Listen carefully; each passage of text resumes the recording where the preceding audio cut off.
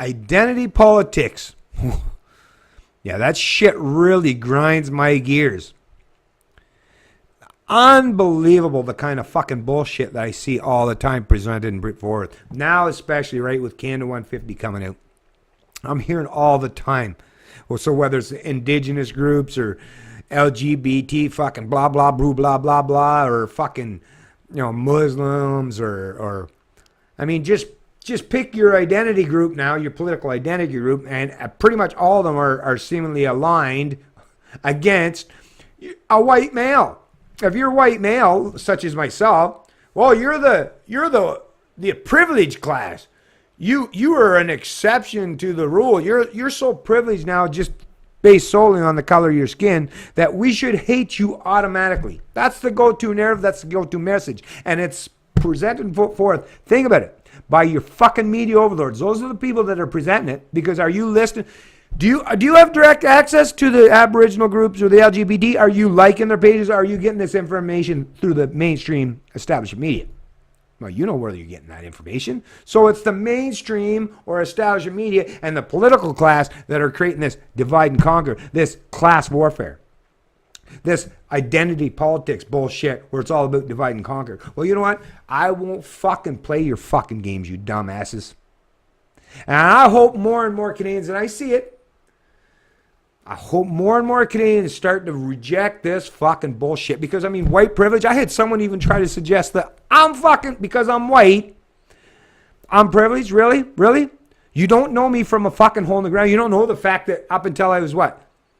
Even when my mother and father divorced and I had to go through that whole bullshit. But my dad, when I had to go visit my dad, do you know what? I didn't even have so much as indoor plumbing. And this would have been in the 70s and 80s. My parents were so poor, they come from such abstract poverty, that I didn't even have the option to use indoor fucking plumbing as a very young child.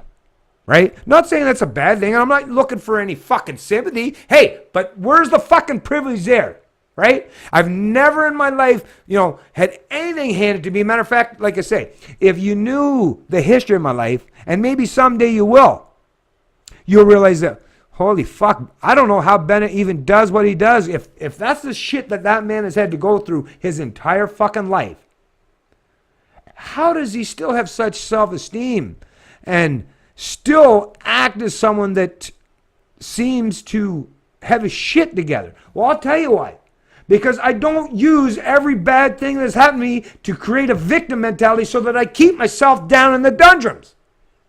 All right? I try to raise and elevate myself. Because, I don't want to stay down there. You fuckers that want to live down there, then fucking stay the fuck down there. But don't try to bring me the fuck down there with you. I'm trying to raise you up, and I will never go down there. I'll never beat you down there. I don't want to participate in this race to the bottom. I don't care about your victim fucking history, your victim culture, your victim bullshit. We're all victims. Well, not all, but a lot of us are victims. The difference is you either pick yourself up by your bootstraps and you move on and go forward in your life and just use that as a base or a platform to benefit or make yourself a greater person or a greater individual or a greater human being. Or you can say, hey, I'm going to stay down there at the bottom. And hey, look, there's a government. The big gun in the room. I'll use that big, gigantic gun in the room to cause misery and pain to everyone else because I want them to suffer just as much as I have. That's what you fuckers are doing. Whereas me, I don't want to make... Hey, I've suffered a lot in my life. I've lost my dad when I was a teen. Listen, I wouldn't even get into the history, but like I say, someday maybe you will learn my history and you'll realize I've done plenty of suffering in my fucking life. And I doubt it's even done with yet. But like I said, I don't use an excuse to claim victimhood. I don't use an excuse to use force or preemptive punishments towards people I don't like or people that I don't align with or their ideologies might be different than mine. I still remain the kind of person that I was even as a small child. I was like, hey, I just want to live and let live. Hey, you leave me alone, I'll leave you alone.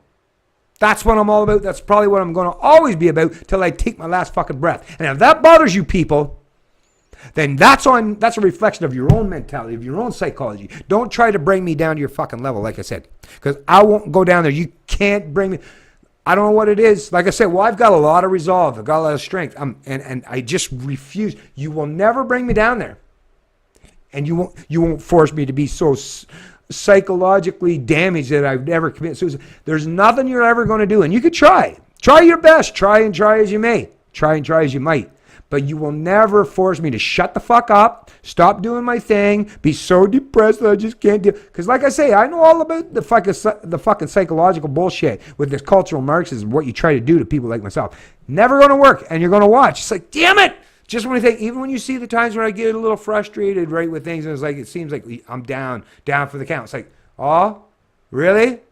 Really? Watch me bounce. Yeah, of course. I have ups and downs, peaks and valleys. I'm a human being. I am fallible. I do have feelings. I do have emotions. Can't pretend otherwise. But I will always bounce back. You can try to knock me down as many times as you want, but because I have true strength, character, and resolve, I'm going to bounce back every time. So there's nothing you can do. Unlike my fucking page. Like I said, yeah, of course, to a small degree, it bothers me. But at the end of the day, it's like just, and move the fuck on. Right? Because like I say, in my own personal life, on the online sphere, yeah, I know how that, you fuckers are psychos in the online cyberspace. Some of you anyways. But like I say, I have the real world. I have people around me, real people that are tangible, like, that I can look to for comfort. When I have to deal with any particular situation that's overcoming or overwhelming, I have people that I can lean on, right? So, like I say, there's nothing you can do. You can play your fucking games. You can try your divide and conquer. But in the end, you'll see. It's like we were trying to punish Bennett, and in the end, we punished ourselves. Well, good luck with all that. Like I said, it's not going to benefit you. It's not going to benefit me. It's not going to be any benefit, really, anyone. It's Canadian Libertarian, and I love liberty.